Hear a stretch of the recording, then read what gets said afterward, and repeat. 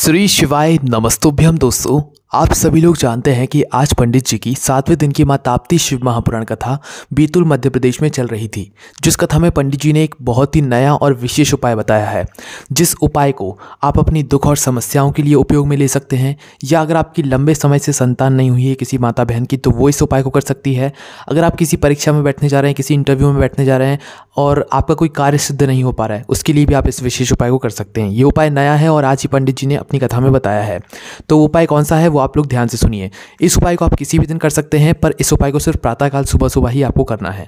इस उपाय में बस आपको दो चीज़ों की आवश्यकता होगी, एक बेलपत्री और एक लोटा जल। वो भी अपने घर के जहाँ पर रसोई घर होता है वहाँ पर आपके पीने का पानी रखा जाता है। कोशिश करें कि आप वहीं से एक लोटा जल भरें, ठीक है। अन्यथा फिर किसी और जगह से भी ले सकते हैं शुद्ध जल, है ना। उसके बाद दोस्तों आपको करना क्या है, ये दोनों चीज़ें लेकर शिव जी के मंदिर पहुँचना है। शिव जी के मंदिर जब आप लोग पहुँचेंगे तो शिव जी के मंदिर पहुँचने के बाद सबसे पहला काम आपको क्या रहेगा कि शिव जी के दर्शन करना है।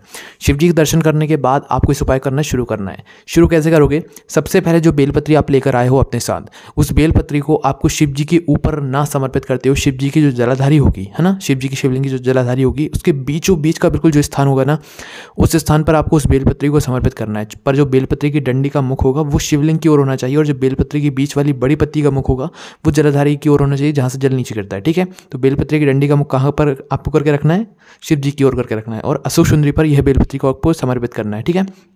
अब उसके बाद एक लोटा जल जो आप लेकर आए हैं, इस एक लोटे के जल को आपको डायरेक्ट शिवलिंग पर समर्पित नहीं करना है। अब दोस्तों इसके बाद आपको ओम बिंदु के प्रकार से जल चढ़ाना है, मतलब एक हरिओम जल होता है उस प्रकार से आपको जल चढ़ाना है। ये हरिओम जल कैसा होता है वो भी आप लोगों को हम बताएंगे।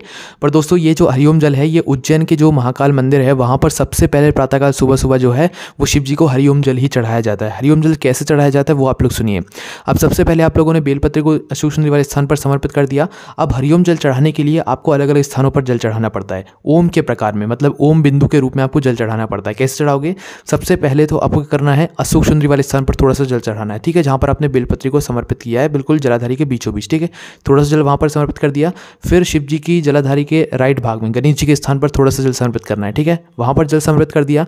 फिर आपको थोड़ा सा जल वापस से अशोक सुंदरी वाले स्थान पर आना है, वापस से थोड़ा जल वहां पर समर्पित करना है, ठीक है, वहां पर समर्पित कर दिया।